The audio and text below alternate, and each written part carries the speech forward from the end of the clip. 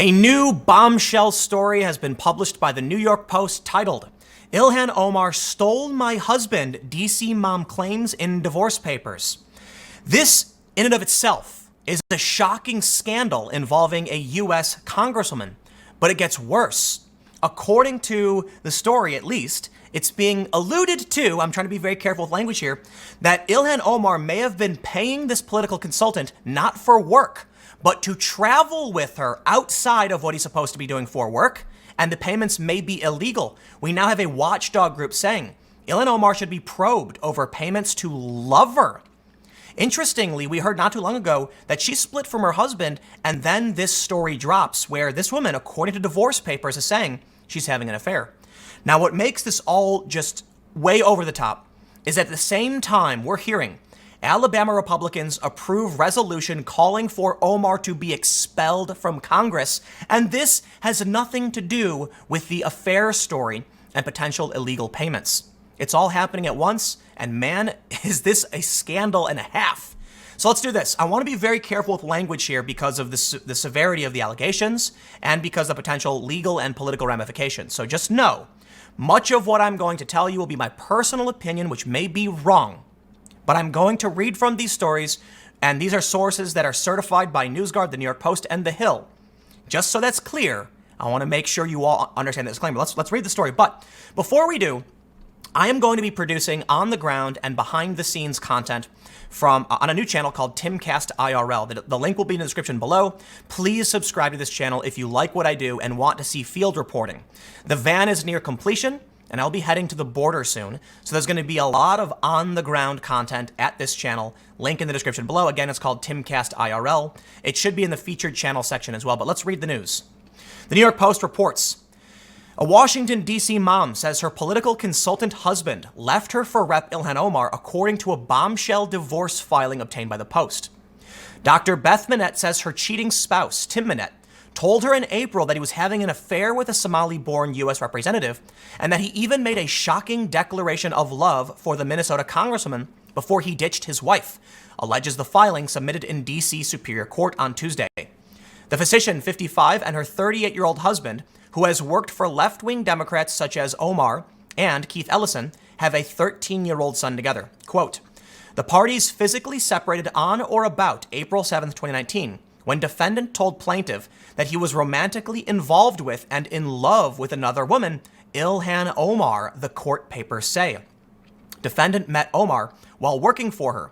Although devastated by the betrayal and deceit that preceded his abrupt declaration, plaintiff told defendant that she loved him and was willing to fight for the marriage. Defendant, however, told her that was not an option for him and moved out the next day. It is clear to plaintiff that her marriage to defendant is over and that there is no hope of reconciliation. They say the Mynetts lived together for 6 years before marrying in 2012. Omar, a member of the squad, which they say is far left-leaning member of the House, recently separated from her husband, according to reports. So I will stress, the New York Post says they have the documents. She did just leave her husband. This sort of adds up. Now, where it gets weird is how much money this guy was paid. Check this out. The 37-year-old congresswoman and mom of 3 paid Tim Mynett and his E Street group approximately $230,000 through her campaign since 2018 for fundraising, consulting, digital communications, internet advertising, and travel expenses. Omar was spotted enjoying time with Tim Mynett at a California restaurant in March. Beth Mynett is seeking primary physical custody of her and her husband's son, in part because of Tim Minett's extensive travel with Omar, which isn't exactly part of his job description, the document says. Defendant's more recent travel and long work hours now appear to be more related to his affair with Omar than with his actual work commitments. The allegation essentially that she is not paying him for work. She's covering his travel expenses so they can continue their affair. This, I would imagine, is extremely illegal. Let's read on. They say, when he was home, he was preoccupied and emotionally volatile. That's what Beth says. Meanwhile, the mom has been juggling the vast majority of responsibilities related to their son's school, medical care, and extracurricular activities. So they do want to make some points, but I want to keep this not in the realm of, drama tabloid nonsense. I want to talk about the allegations now about this payment. So let's move on to the next story. The watchdog group says she needs to be probed over payments to her lover. From the New York Post, they say, a conservative watchdog group said Tuesday that it plans to file a complaint against U.S. Rep. Ilhan Omar with the Federal Election Commission after the Post revealed allegations she was dating one of her paid consultants. This arrangement, where Ilhan is paying her lover consulting fees, could be illegal if he's not doing the work, said National Legal and Policy Center Chairman Peter Flaherty.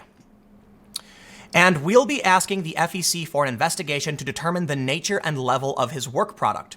Earlier Tuesday, the Post reported that Beth Mynett, a DC-based doctor, filed for separation from Tim Mynett, alleging, the affair and all that. So let's get into the nitty-gritty of this allegation.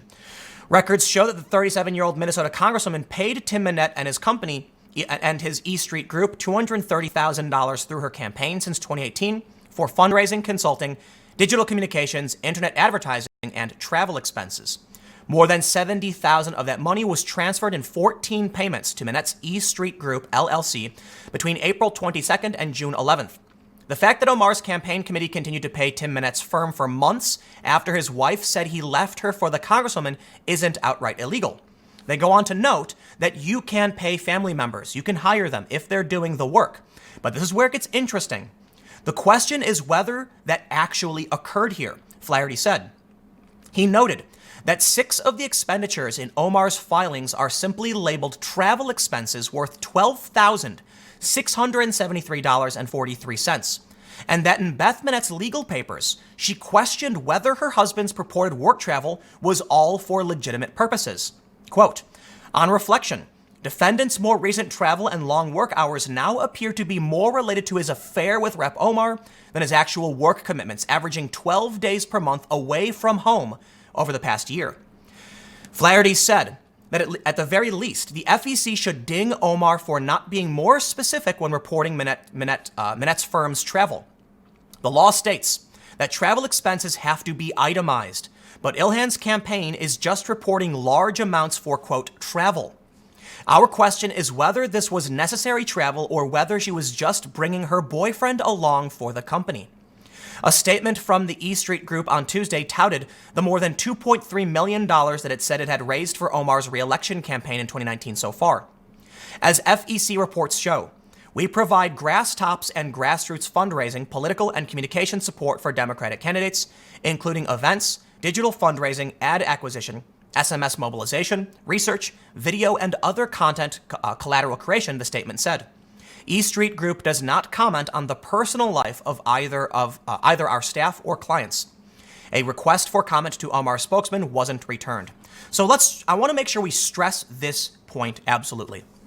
You can hire people you're in a relationship with. That's absolutely legal.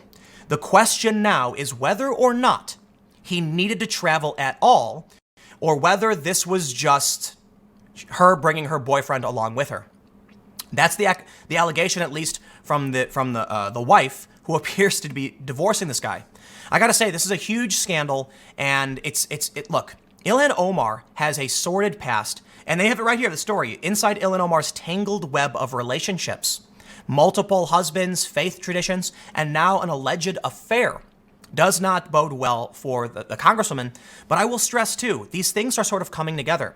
If we know that she's kind of gone back and forth with her past husbands, and it's been a very confusing and contentious circumstance, and we know that she recently separated from her second husband, it sounds like the statement from this woman, this doctor, the allegations being made, have some corroborating evidence. But that's I'll leave that story where it is, because I want to move on to now this other scandal involving Ilhan Omar. I can't believe this is all dropping at the same time. I gotta admit, it's rather shocking. Alabama Republicans approved resolution calling for Omar to be expelled from Congress, and she responded.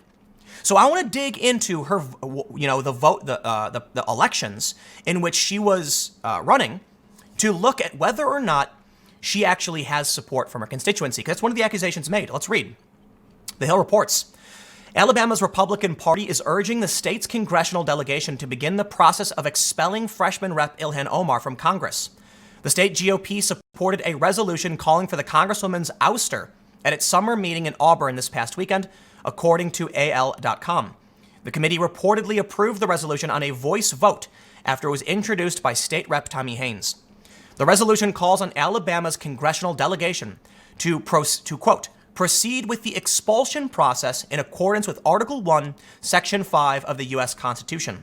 Omar, a Somali refugee, who last year became one of the first 2 Muslim women elected to Congress, has sparked criticism from lawmakers on both sides of the aisle over her comments about issues tied to U.S.-Israeli relations. Now, Ilhan Omar has responded to the calls of her ouster, and you may have noticed that jump cut, and unfortunately, because of YouTube's rules and how insanely strict they are getting, moving into 2020, I have no choice but to cut out the direct statements from the Alabama GOP. But I can say that we know a lot of the criticisms towards her. Statements she's made about Israel that have been very offensive, and a statement she made about a historical event where she said some people did something.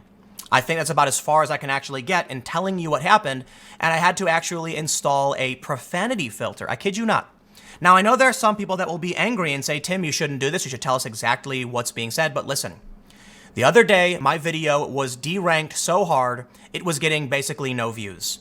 I can tell you the news and avoid saying certain things, and it's better than nothing. I apologize for this, but blame it on YouTube. They're duplicitous standards. They make no sense, but at least we can come this far.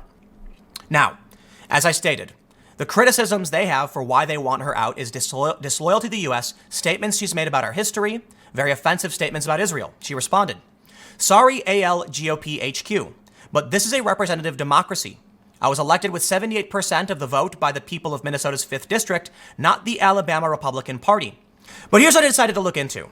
She says that she was elected with 78% of the vote. So let's look at the primaries and see if that's a fair assessment. I will stress, Alexandria Ocasio-Cortez, another member of the squad, got something like, 15,000 votes, which is a ridiculously tiny percentage of the votes of her district. That was the primary. When she was then in a heavy Democrat district, she was essentially guaranteed the win, and even she was saying she had won at that point. So, I don't know, if you get 15,000 votes and you're guaranteed to win, I wouldn't call that heavy support. Ilhan Omar was in a primary with many contenders, and she got 65,000 votes, a bit more than AOC, so it's a bit fair to say she did win her Democratic primary, and that's fair. We can then look to the general, where she won her seat with 78% of votes, 267,000 voters. However, it is a very heavy Democrat district, which means all she had to do was win the primary. Granted, 65,000 is a lot more than 15. But here's what I want to highlight specifically. In this story from a couple weeks ago, the Daily Caller reported Ocasio-Cortez's known donors from her own district are nearly non-existent.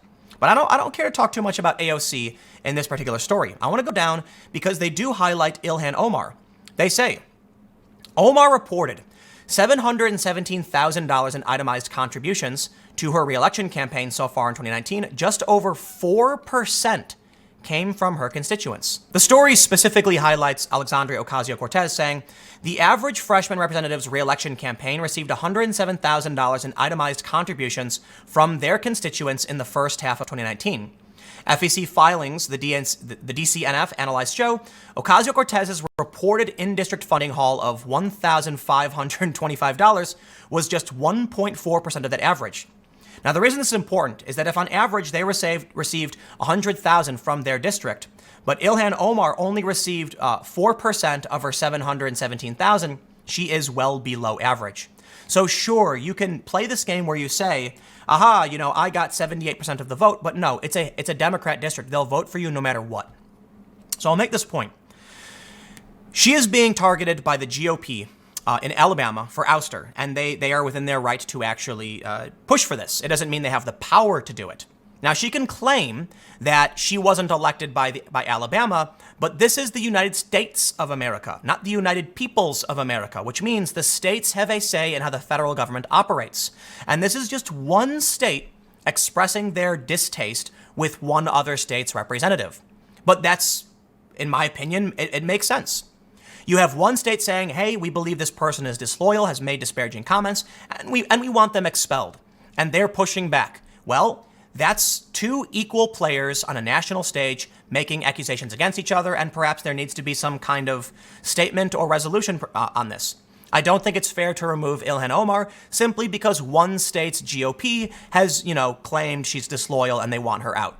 It'll be up to the rest of the union of states to make the determination. But to wrap this all together, we have a major story about Ilhan Omar and various scandals. And I want to stress a couple points as we get near the end and I sign off here. Whether or not the payments to this man were illegal, it's going to be on a technicality. At the very least, I think we can say she has a history of scandals and unethical behavior. In my view, is corruption. I believe it is overt corruption. Even if she's legally paying this guy, it's still overt nepotism. She's still having an affair with someone's husband. She's had a weird history with campaign payments and fines. Yeah, her story is about unethical behavior. And now we have the story about her being, called out by the GOP, and they're highlighting all of the things that have offended both sides of the aisle. This kind of behavior can't be ignored. I don't know what we should or shouldn't do, but I think it's important to highlight. I want to end with one very important thing. There was a big jump cut early on, and I talked about the restrictions YouTube is placing on content like mine.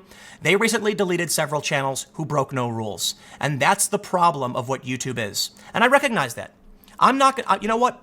It's on me to run my business effectively, and I'm going to do what I have to do. But just know they are trying to force, a conversation in a certain direction.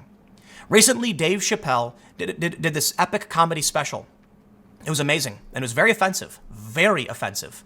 Now, YouTube has said in the past, and employees have said this to me personally, that Netflix is their biggest competition. Well, let me stress. You have a you have a show on YouTube, Cobra Kai, extremely offensive. You have Dave Chappelle on Netflix putting out a bombshell of a special, extremely offensive. YouTube is playing a game where I can't tell you what politicians are saying without my channel getting struck down. I stress, yesterday's video, it showed a New York Times employee making a derogatory statement. I didn't personally say it, I just showed it. And all of a sudden, when the review came in, it was a manual review, my views dropped to basically nothing, down 90+%. I went in and I blurred the slur. They reinstated the video. That's the game we're playing. I can't tell you the specifics about what Ilhan Omar said. I can't. I can only make allusions to it. And this is a nightmarish scenario for independent media. And you know what? In my opinion, it will cause the downfall of YouTube. So, this video is not supposed to be about censorship and anything like this, but trust me when I say I'm angry. And I'm playing by the rules of YouTube because at least you got to watch this video. So I will stress.